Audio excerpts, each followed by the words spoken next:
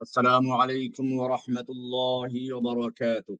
الحمد لله رب العالمين، والصلاة والسلام على سيد المرسلين وعلى آله وأصحابه الطيبين الطاهرين.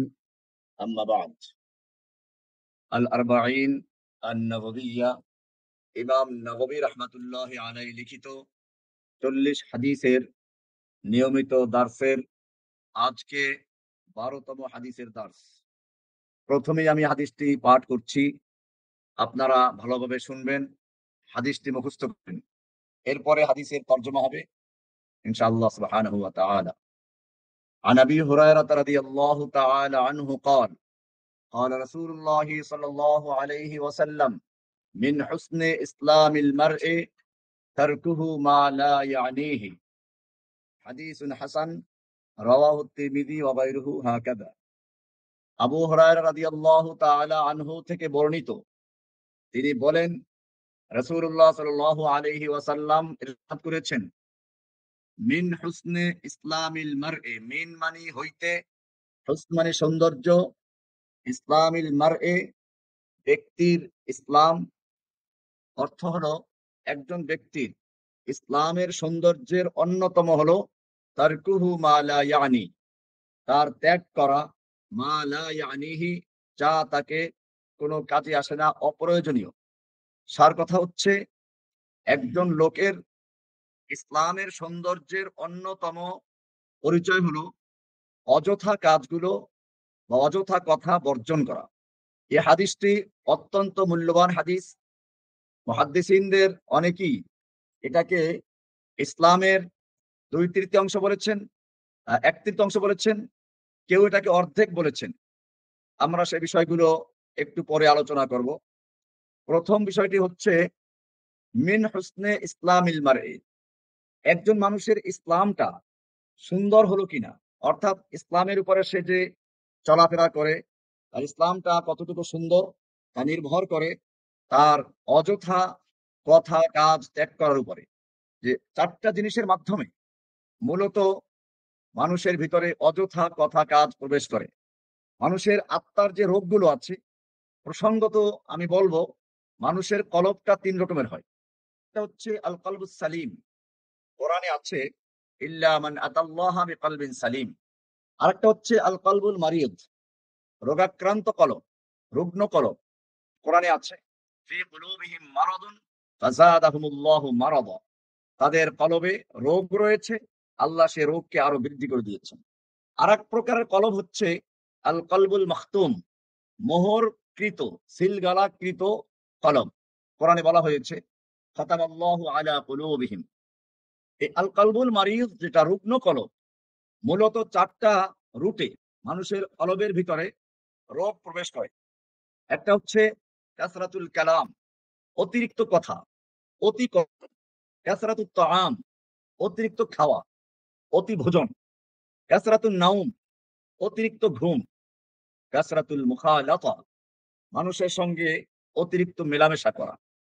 প্রথমে যদি আমরা দেখি কাসরাতুল কালাম, অতি কথন, এটা আগে মানুষের সঙ্গে সরাসরি গল্প গুজব করত।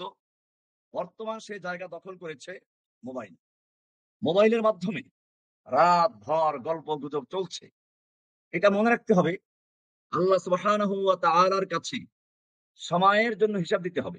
রাসূল আকরাম সাল্লাল্লাহু আলাইহি ওয়াসাল্লাম ইরশাদ করেছেন, নি'মাতানি মাগবুনুন ফীহিমা কাসীরুম মিনান নাস, আস-সিহহাতু ওয়াল ফারাগ।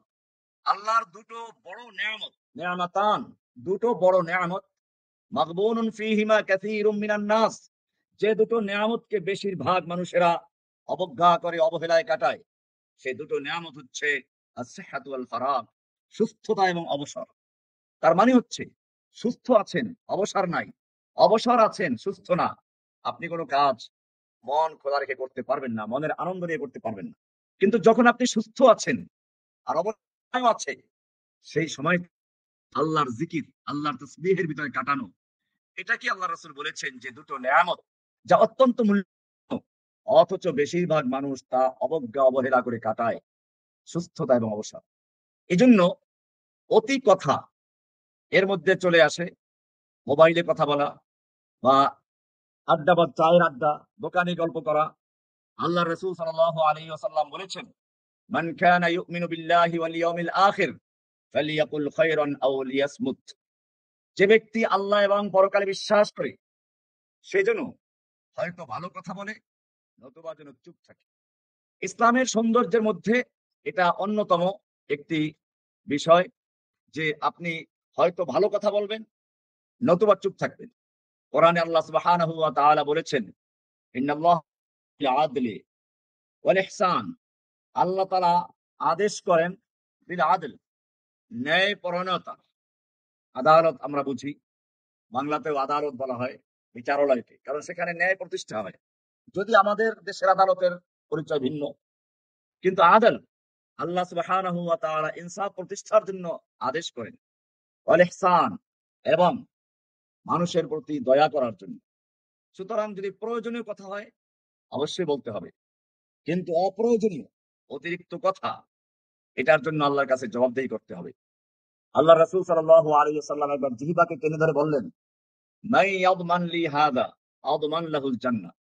কে আছে এমন যে আমার কাছে এটাকে মানে জিহ্বাকে নিয়ন্ত্রণ করার গ্যারান্টি দিবে, আমি তার জন্য জান্নাতের গ্যারান্টি দিব। সাহাবায়ে কেরাম বললেন, ইয়া রাসূলুল্লাহ, আমাদের কথার কারণে কি আমরা জাহান্নামে যাব? আল্লাহ রাসূল সাল্লাল্লাহু আলাইহি ওয়াসাল্লাম বললেন, ওয়া হাল ইয়াকুবুন নাস ইল্লা হাসাইদু আলসিনাতিহিম। মানুষকে জাহান্নামে যে উল্টা করে নিক্ষেপ করে ফেলে দেওয়া হবে, এটা তো অন্য কিছু না, তার জিহ্বার অর্জনকৃত ফসলের কারণেই কেমনটা হবে। এই কারণে জিহ্বাটা দেহের দিক থেকে ছোট, জিসমুহু কাসীর ওয়া ফি'লুহু কাবীর। জিহ্বার দেহটা ছোট কিন্তু কাজ অনেক মারাত্মক। কোন এক কবি বলেছেন, জারাহাতিনান লাহালতিয়ামু ওয়া লা ইয়ালতামু মা জারহাল লিসানু। জারাহাতুস সিনান, তীর তরবারি বা ছুরি দিয়ে আঘাত করলে কেটে যায়, জখম হয়, এটা ঔষধ দিলে ভালো হয়ে যায়, সেলাই করলে জোড়া লেগে যায়। কিন্তু ওয়ালা ইয়ালতামু মা জারাহাল লিসান, জিহ্বা দিয়ে যদি কাউকে আঘাত করা হয়, জখম করা হয়, এটা কোনো ঔষধে ভালো হয় না, সেলাই করে জোড়া লাগানো যায় না। মানুষের মধ্যে একদল মানুষ অতি বাকপটু হয়ে থাকে। কোরআন এরকম একদল মানুষের কথা বলেছে, অমিনান নাসি মান ইউজিবুকা কাওলুহু ফিল হায়াতিদ দুনিয়া। অমিনান নাস, মানুষের মধ্যে এমন কিছু লোক আছে, মান ইউজিবুকা কাওলুহু ফিল হায়াতিদ দুনিয়া, দুনিয়ার জীবনে তার কথাগুলো তোমাকে আশ্চর্য করবে, আনন্দিত করবে। আপনার জন্য কত ভালোবাসা, পারলে কলিজাটা কেটে দিতে পারি। ওয়ায়ুশহিদুল্লাহ আলা মা ফি কলবিহি, দেখে বলে আমার অন্তরের খবর আল্লাহ জানেন, আল্লাহকে সাক্ষী রাখে। আল্লাহ বলছেন, ওয়াহুয়া আলাদ্দুল খিসাম, এগুলো অত্যন্ত ঝগড়াটে। এরকম মানুষ আছে। এজন্য প্রথম হচ্ছে কাসরাতুল কালাম, অতি কথন থেকে নিজেকে হেফাজত করা। মোবাইলে অতিরিক্ত কথা বলা, অতিরিক্ত ভিডিও দেখা, এই যে অশ্লীল ভিডিও দেখা, এরকম ভাবে যেটা অপ্রয়োজনীয়, বেহুদা, এই সময়গুলো ব্যয় করা। মনে রাখবেন, কোরআনে আল্লাহ সুবহানাহু ওয়া তাআলা স্পষ্ট করে বলেছেন সূরা বনী ইসরাঈল 17 নম্বর সূরার 26-27 নম্বর আয়াতে, ওয়ালা তুবাদদির তাবদীরা, অপচয় করো না। ইন্নাল মুবাদদিরিনা কানু ইখওয়ানিন, নিশ্চয়ই অপচয়কারী শয়তানের ভাই। শয়তানের ভাই। অপচয় কথার মাধ্যমে হতে পারে, অপচয় ভিডিও দেখার মাধ্যমে হতে পারে, অপচয় গল্প গুজব করার মাধ্যমে হতে পারে। এমনি ভাবে অপচয় মালা ইয়ানিহি, অপ্রয়োজনীয় খাদ্য, বুফে, অনেক রকম খাবার সাজানো আছে, তুমি ওখান থেকে ইচ্ছে মতো নিতে পারো, এটাও কোরআনে আসবে। ওয়ালা তুবাদদির তাবদীরা, অপচয় করো না, নিশ্চয় অপচয়কারী শয়তানের ভাই। তুমি কত খাবে? এত খাওয়ার জন্য তো তোমাকে দুনিয়া পাঠানো হয় নাই।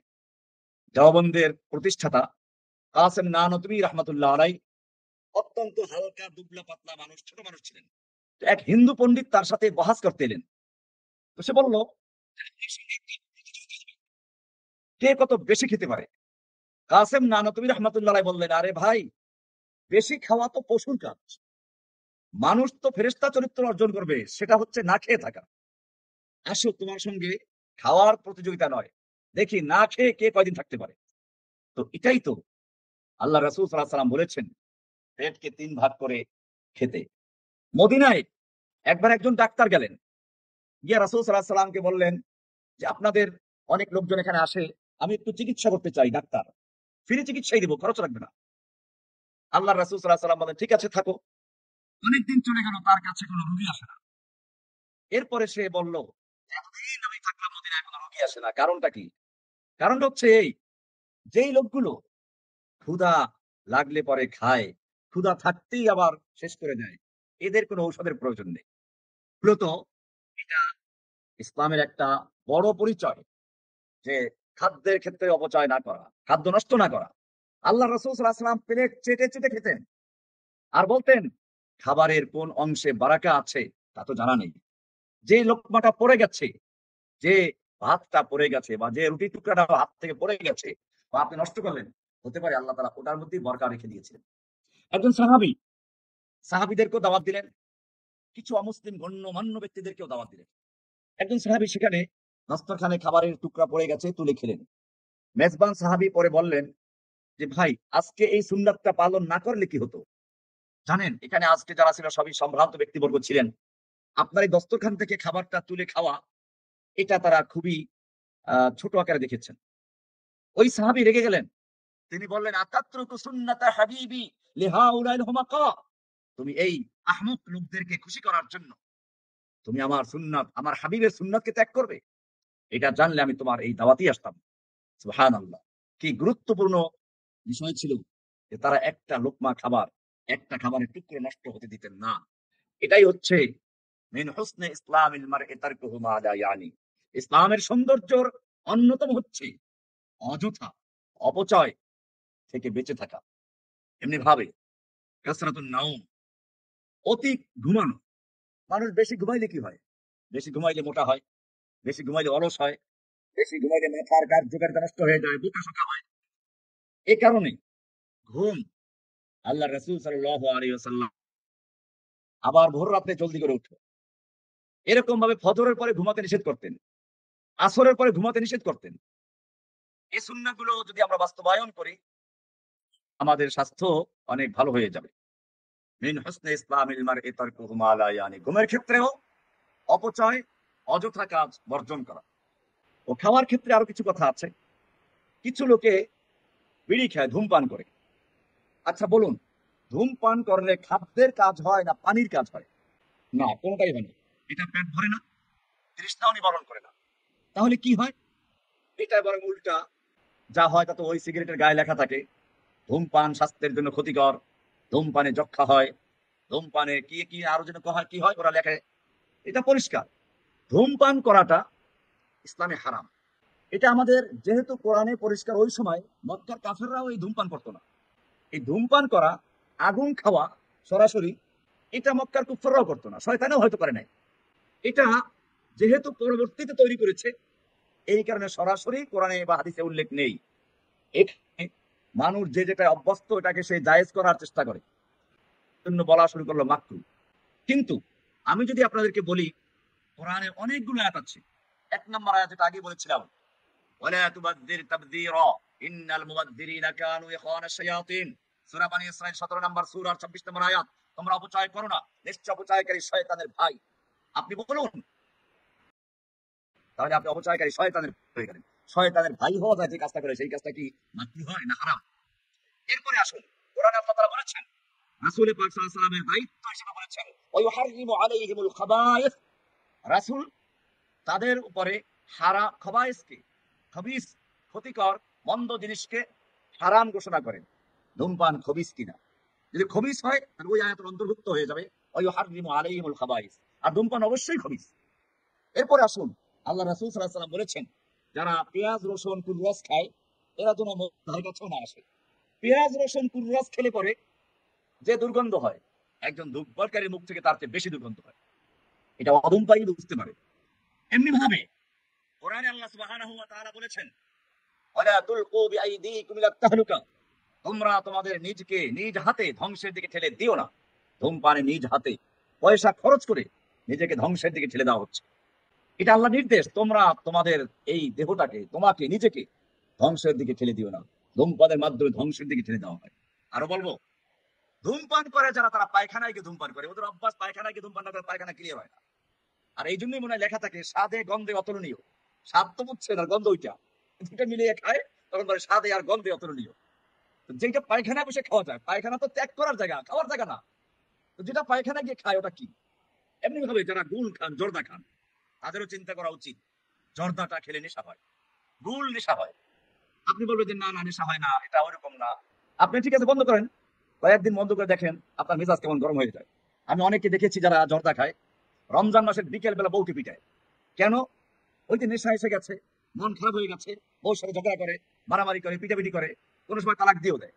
তো এই জন্য এটা পান খায় যারা জর্দা বেশি খায় তাদের বেলায় পরীক্ষা করে দেখবেন বিষয়গুলো আছে। সেজন্য আমি আবার পান খাওয়া নিষেধ করি না। পান, কাঁচা পান আপনি খেতে পারেন, পানের পাতাটা খেতে পারেন, চুন খেতে পারেন, এটা উপকারী। কিন্তু এর সাথে জর্দা বা যারা গুল মুখে রাখে, এটা নেশা, এটা বর্জন করা উচিত। এটাও এই হাদিসের মধ্যে চলে আসছে, মিন হুসনে ইসলামিল মারই তারকুহু মা লা ইয়ানি, যেটা তার কোনো উপকারে আসে না, অযথা বেহুদা, এটা তরক করা, বর্জন করা হচ্ছে ইসলামের সৌন্দর্যের অন্যতম কাজে, এগুলো বর্জন করা। এমনি ভাবে কাসরাতুল মুখালাতা, অতিরিক্ত মেলামেশা করা, মানুষের সঙ্গে বেশি মেলামেশা করা, এটাও একটা ইসলামের সৌন্দর্য নষ্ট করার অন্যতম মাধ্যম। আপনার আত্মাকে কলুষিত করার মাধ্যম, রোগাক্রান্ত করার মাধ্যম। আপনাকে মানুষের সঙ্গে মিশতে হবে, লেনদেন করা, বেচা কিনা করা, এরকম আরো অনেক বিষয় আছে। কাজে একজন মানুষ সামাজিক জীব, তাকে মানুষের সঙ্গে মিশতেই হবে। সেক্ষেত্রে আমরা কি করব? মানুষকে চারটা ভাগে ভাগ করা যায়। কয় ভাগে? চার ভাগে। কি কি? এক নাম্বার কাল গিযা, শ্রেণীর মানুষ হচ্ছে খাদ্য সমতুল্য।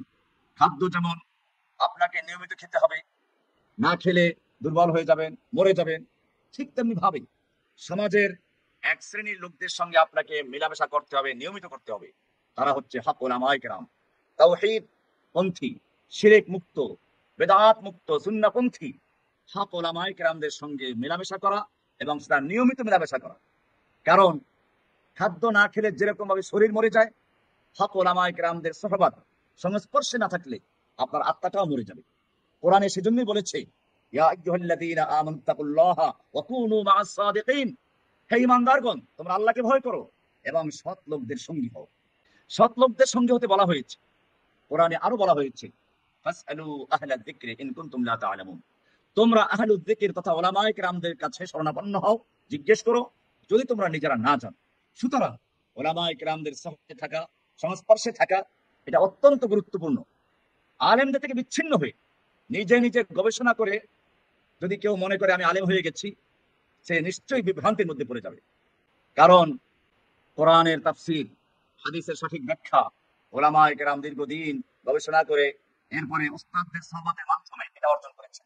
মনে রাখবেন, ইসলাম, আল্লাহ তাআলা একটা কোরআনকে পাথরে লিখে পাঠাতে পারতেন, যেমন তাওরাত পাঠিয়েছেন, তা করেন নাই। কোরআন এসেছে জিবরাইলের মাধ্যমে, জিবরাইল রাসূলকে শুনিয়েছেন, রাসূল সাহাবীদেরকে শুনিয়েছেন। এভাবে সিনা আবার সিনা বলে সুফিরা, সুফিদের সব কথাই তো খারাপ না, এটা সিনার মাধ্যমে এসেছে। সুতরাং যদি সিনার সাথে সিনার সম্পর্ক না থাকে, ওলামায়ে কেরামদের সঙ্গে আপনার যোগাযোগ না থাকে, আপনি যত বড় পণ্ডিত হন, আপনাকে শয়তান ধোঁকা দিয়ে বিভ্রান্তির মধ্যে ফেলে দিবে, যেটা হচ্ছে বর্তমানে। এই যে দেখবেন, আজ পর্যন্ত কোনো ভালো আলেম এটা বলে নাই আমি ইমাম মাহাদি হয়ে গেছি, আমি ইমাম মাহাদির সৈনিক। দেখবেন যে অশিক্ষিত, কিছু বাংলা পড়াশোনা করেছে, কয়েকটা বই পড়েছে, অথবা জসিমউদ্দিন রহমানের কয়েকটা লেকচার শুনেছে, হচ্ছে মুওয়াহহিদ হয়ে গেছে, তাওহীদবাদী হয়ে গেছে। এখন স্বপ্নে দেখে তার উপরে ইলহাম নাযিল হয়, স্বপ্নে দেখে সে ইমাম মাহাদির সৈনিক হয়ে গেছে, ইমাম মাহমুদ হয়ে গেছে। এই যে বুবিবাগে কি জানি দাঁড়াইছিল একজন, ওই যে কারা যেন জবাই করে ফেললো, ইমাম মাহাদির প্রধান সেনাপতি ছিল। আবার একজন বুয়েটের টিচার, সে মক্কায় গিয়ে বসে আছে, প্রথমে দাবি করেছিল ইমাম মাহাদির প্রধান সেনাপতি, পরে নাকি আবার আল্লাহ তাআলা বলছে যে সে নিজেই ইমাম মাহাদি। এরকম ভাবে আমাদের দেশে উত্তরবঙ্গে ওই যে ল্যাংড়া কি যেন ইমাম মাহমুদ, সেই ইমাম মাহমুদ হয়ে বসে আছে। আর এখানে আমাদের লোকেরা গিয়ে হুমড়ি খেয়ে পড়ছে। কোরআন হাদিসের যথেষ্ট ইলম না থাকার কারণে কিছু হাদিসকে ভুল বুঝে, অথবা কিছু জাল হাদিস, অথবা কিছু দুর্বল হাদিস, এগুলিকে পুঁজি করে মানুষের সাথে প্রতারণা করে নিজেদের পার্থিব স্বার্থ হাসিল করার চক্রান্তে লিপ্ত আছে। সেজন্য আমি আপনাদেরকে বলবো, ওলামায়ে কেরামদের সুহবাতে আসুন, সত্যিকার আলেমদের সংস্পর্শে থাকুন। তো যাই হোক, আমি এই জন্য বললাম যে আমরা মানুষকে চার ভাগে ভাগ করছি। একটা হচ্ছে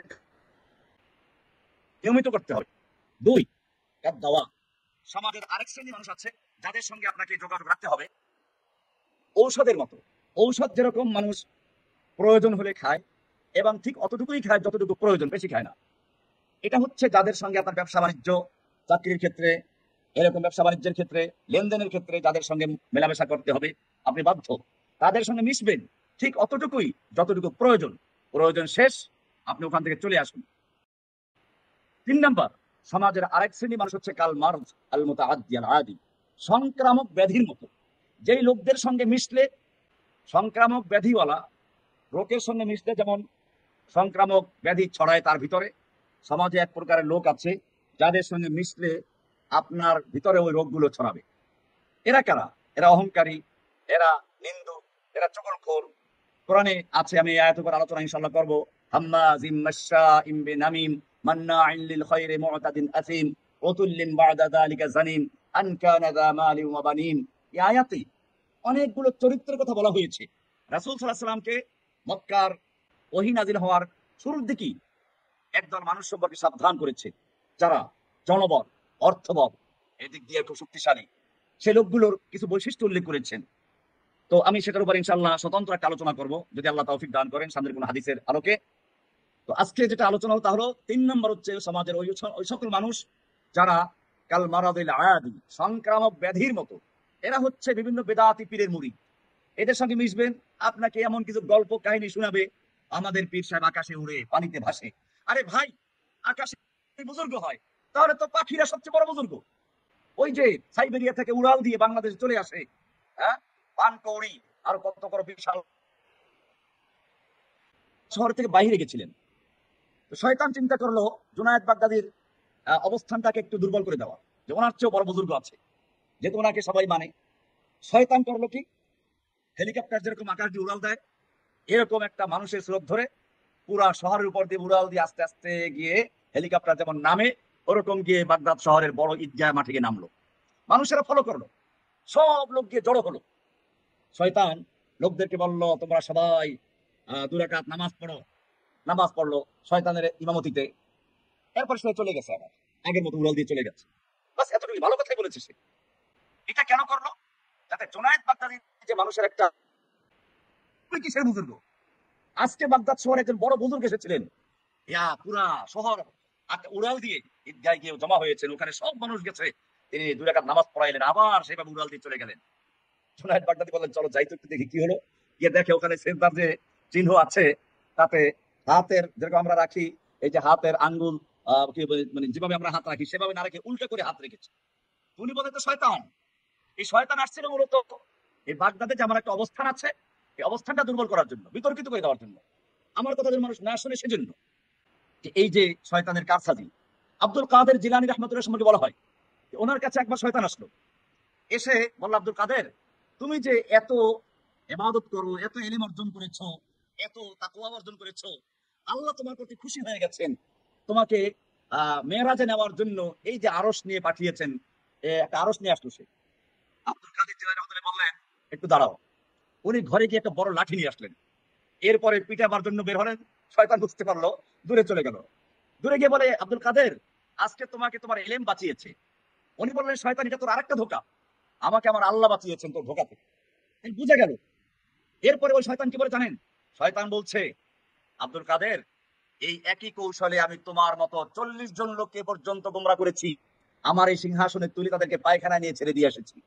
ওই সময় যদি ইবলিস 40 জনকে বিভ্রান্ত করে গোমরা করে থাকে, আজ পর্যন্ত কতজনকে করেছে? কাজে মনে রাখতে হবে, এই যে আমাদের সমাজে এক শ্রেণী মানুষ আছে, এদের কাছে গেলেই শুনবেন বিভিন্ন কোরআন হাদিসের কোনো আলোচনা নেই, আল্লাহ রসুলের সাহাবীদের আলোচনা নেই, তাদের বুজুর্গের আলোচনা নেই। আলোচনা আছে কি ওনাদের পীর সাহেবের কি কারামত আছে। আমরা কারামতুল আউলিয়াকে স্বীকার করি। আহলুস সুন্নাহ ওয়াল জামার আকীদা হচ্ছে কারামাতুল আউলিয়া হাক্কুন, আউলিয়াদের কারামত আছে, কিন্তু সে কারামত হতে হবে কোরআন সুন্নাহ অনুযায়ী। আল্লাহর নবীর সাহাবী, 2 জন সাহাবী গভীর রাত পর্যন্ত আল্লাহর নবীর দরবারে বসে আছেন। 2 জন বের হলেন, রাত অন্ধকার, 2 জনের রাস্তা কিছু দূর পর্যন্ত একসাথেই যাবেন। একজনের লাঠিটা জ্বলে উঠলো, এরপরে সে আলো দিয়ে যেতে লাগলেন। কিছু দূর গিয়ে 2 জনের রাস্তা আলাদা হয়ে গেল, অপরজনের লাঠিটাও জ্বলে উঠলো। এটা কারামত, এটা আমরা বিশ্বাস করি। আমরা বিশ্বাস করি সাহাবায়ে কেরামদের অসংখ্য কারামতের কথা, নবীদের মুজিজার কথা, আউলিয়ায়ে কেরামদের কারামতের কথা বিশ্বাস করি। কিন্তু সেই কারামত গুলো হতে হবে কোরআন সুন্নাহ অনুযায়ী, যা সমর্থন করে। কোরআন সুন্নাহর পরিপন্থী, শরিয়ত বিরোধী কোন বিষয় কারামত হতে পারে না।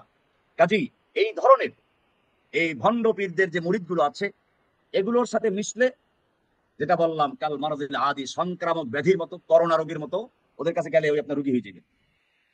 একজন মানুষের ইসলামের সৌন্দর্যের মধ্যে বলা হয়েছে মিন হুসনে ইসলামিল মারএ তারকুহু মা লা ইয়ানি। একটা ব্যক্তির ইসলামের সৌন্দর্যের অন্যতম হচ্ছে অযথা কাজকে, অযথা কথাকে, অযথা খাদ্যকে, অযথা ঘুমকে, অযথা মেলামেশাকে বর্জন করা, সময়টা কাজে লাগানো। বিশেষ করে বর্তমান জিলহজ মাস শুরু হয়ে গেছে। জিলহজ মাসের কিছু বিশেষ আমল আছে। কোরআনে আল্লাহ সুবহানাহু ওয়া তাআলা করেন ওয়াল ফাজর ওয়ালায়ালিন আশর। এই ওয়ালায়ালিন আশর 10 রাতের কসম। এই 10 রাত কোন রাত? তাফসীরে বেশিরভাগই লিখেছেন আওয়াইলু যিল হিজ্জা, জিলহজ মাসের প্রথম 10 দিনের কথা বলা হয়েছে। জিলহজের প্রথম 10 দিন যে আমলগুলো করা হয়, বিশেষ করে আরাফাতের দিন সিয়াম রাখা, যারা মক্কায় অবস্থান করছেন না, যারা হজের জন্য যান নাই, বাইরে হাজি যারা, তাদের জন্য আরাফাতের দিবস জিলহজের 9 তারিখ রোজা রাখা অত্যন্ত গুরুত্বপূর্ণ সুন্নাহ। আল্লাহ রাসূল সাল্লাল্লাহু আলাইহি ওয়াসাল্লাম বলেছেন যে আশা করি এই আরাফাতের দিবসের রোজা 1 বছর পূর্বের 1 বছর পরের গুনাহগুলোকে মিটিয়ে দেয়। এ কারণে এই মাসের গুরুত্ব দেওয়া। তবে যাদের কোরবানি করার সক্ষমতা আছে তারা কোরবানি করবে। কোরবানি করা হানাফি মাযহাবে ওয়াজিব, অন্য ইমামদের মতে সুন্নাতে মুআক্কাদা। তবে কোরআনে স্পষ্ট আয়াত আছে ফাসাল্লি লিরাব্বিকা ওয়ানহার, আপনি আপনার রবের নামে সালাত করুন এবং কোরবানি করুন। এরকম ভাবে কোরআনে আল্লাহ সুবহানাহু ওয়া তাআলা ইব্রাহিম আলাইহিস সালামের বিস্তারিত ঘটনা উল্লেখ করেছেন। হাবিল কাবিলের ঘটনা আছে, কোরবানি করেছেন। কাবিল কোরবানি করতে বলা হলো, কিছু নিম্নমানের খাদ্য দান করলো। হাবিল মোটা তাজা দুম্বা কোরবানি করলো, আল্লাহ তাটা কবুল করেছেন। এই জন্য দান করবো, লান তানালুল বিররা হাত্তা তুনফিকু মিম্মা তুহিব্বুন, নিজের প্রিয় জিনিসকে দান করা। ইব্রাহিম আলাইহিস সালামকে তাই বলা হলো প্রিয় জিনিস কোরবান কর। প্রিয় জিনিস ছিল ওনার ছেলে। ছেলেকে বললেন আমাকে স্বপ্নে দেখানো হয়েছে, আমি স্বপ্নে দেখেছি তোমাকে জবাই করছি। নবীর স্বপ্ন ওহী, তুমি বলো তোমার কি মত। সন্তান কি, ইয়া আবাতি ফাআল মা তুমার সাতাজিদুনি ইনশাআল্লাহু মিনাস সাবিরিন। ও আমার আব্বাজান, আপনি আল্লাহর পক্ষ থেকে যা আদিষ্ট হয়ে করুন, আপনি অবশ্যই আমাকে আপনার সহযোগী পাবেন, ধৈর্যশীল পাবেন। বাহ, কি সুন্দর কথা। আল্লাহ তাআলা তো এটাই চাচ্ছিলেন। এজন্য আর ওয়াতাল্লাহু লিল জাবিন, নিজের পুত্রকে উপর করে বা কাত করে শোয়ালেন। আল্লাহ তাআলা বললেন ওয়ানাদাইনাহু ইয়া ইব্রাহিম কদ সাদ্দাকতা রুয়া, ইব্রাহিম তুমি তোমার স্বপ্ন বাস্তবায়ন করেছো। কি সুন্দর কথা। এরপর ওয়াফাদাইনাহু বিযিবহিন আযীম, আল্লাহ তাআলা তার পরিবর্তে একটা বলেছেন জবাহ, তাকে উপহার দিলাম, পরিবর্তে কোরবানি হয়ে গেল। ইব্রাহিম আলাইহিস সালাম থেকে শুরু হলো। আল্লাহ রাসূলকে জিজ্ঞেস করা হলো মা হাদিল আযাহি ইয়া রাসূলুল্লাহ, এই কোরবানি কি? আল্লাহ রাসূল বলেন ইয়া সুন্নাত আবিক ইব্রাহিম, তোমাদের পিতা ইব্রাহিমের সুন্নাহ। কিন্তু একটা জিনিস মনে রাখতে হবে, এই সুন্নাহ মানে কোরআন হাদিসে যদি সুন্নাহ বলা হয়, এই সুন্নাহ মানে ফুকাহায়ে কেরামদের সুন্নাহ নয়। বিভ্রান্তির শুরুটা এখান থেকেই। কোরআনে আছে সুন্নাতুল্লাহ, আল্লাহর সুন্নাত। এই আল্লাহর সুন্নাত কি ফরজ, ওয়াজিব, সুন্নাত, মুস্তাহাবের সুন্নাত? বর্ণিত সুন্নাহ নয়, ওটা হচ্ছে সুন্নাতের শাব্দিক অর্থ, মানে আল্লাহর সুন্নাহ মানে আল্লাহর রীতি। যেমন সুন্নাতুল্লাহ, আল্লাহর সুন্নাহ, ওয়ালান তাজিদা লিসুন্নাতিল্লাহি তাবদীলা, তুমি আল্লাহর সুন্নাহ, আল্লাহর রীতির মধ্যে কোনো পরিবর্তন পাবে না। এরকম আল্লাহ রাসূলের সুন্নাহ মানে হাইয়া সুন্নতি, আমার সুন্নাহকে জীবিত করলো, এটা সুন্নাহ মানে ওই সুন্নাহ না, তরিকা। তো যাই হোক, এই কারণে এখানে ফুকাহায়েদের মতের মধ্যে ভিন্নতা এসেছে। কিন্তু মনে রাখবেন ফুকাহায়ে কেরামদের সকলেই, অন্যান্য ফুকাহায়ে কেরামরা বলেছে সুন্নাতে মুআক্কাদা, আহনাফ বলেছে এটাকে ওয়াজিব। মাসাইলগত কিছু পার্থক্য আছে। হানাফি মাযহাবে কোরবানির 3 দিনের কোনো এক সময় যদি যাকাত পরিমাণ নিসাবের মালিক হয়, তার জন্য কোরবানি করা ওয়াজিব। যে কোনো একদিন, এই 3 দিনের মধ্যে হলেই হলো। হ্যাঁ, যাকাতের জন্য বছর পূর্ণ হওয়া শর্ত, কোরবানির জন্য বছর পূর্ণ হওয়া শর্ত নয়। তবে ওই পরিমাণ মালের মালিক যেদিন হবে, 3 দিনের যে কোনো একদিন, প্রথম দিন, দ্বিতীয় দিন, তৃতীয় দিন হয়, কোরবানি করতে হবে তাকে। আর অন্য ইমামদের মতে তা না। অন্য ইমামদের মতে হলো যে যারা কোরবানি করতে সক্ষম তারাই কোরবানি করবে। ওই যে হাদিসটা আছে যে কি আছে, যার কোরবানি করার ক্ষমতা আছে সে কোরবানি করলো না, সেজন্য আমাদের ঈদগাহের কাছেও না আসে। তো এরপরে আরেকটা সুন্নাহ হচ্ছে, এই যাদের যারা কোরবানি করবে, জিলহজ মাসের চাঁদ দেখার পর থেকে নখ চুল ইত্যাদি না কাটা, একেবারে কোরবানি করে তারপরে কি করে নখ চুল কাটা। এমনিভাবে এই মাসে তাকবীর বেশি বেশি করে বলা, আল্লাহু আকবার। সাহাবায়ে কেরাম এই মাসে এত বেশি তাকবীর বলতেন, তাকবীর বলার জন্য বাজারে যেতেন। এজন্য মনে রাখবেন নাহনু উম্মাতুত তাকবীর, আমরা আমরা তাকবীর দিয়ে সালাত শুরু করি, আমরা তাকবীর দিয়ে যুদ্ধ বিজয় করি। এই কারণেই তো তাকবীরকে কুফাররা বরদাস্ত করতে পারে না। আল্লাহু আকবার ধ্বনি শুরু হলে শয়তান পালায়। হাদিসে বলা আছে ওয়ালাহু দুরাব, একেবারে জোরে জোরে কি বলে ওই যে বায়ু ত্যাগ করে নাকি কি জানি খাস বাংলা বলে, পাত দেয় নাকি, একেবারে পাততে পাততে দৌড়ায়। হ্যাঁ, আল্লাহু দুরাব আওয়াজ করে।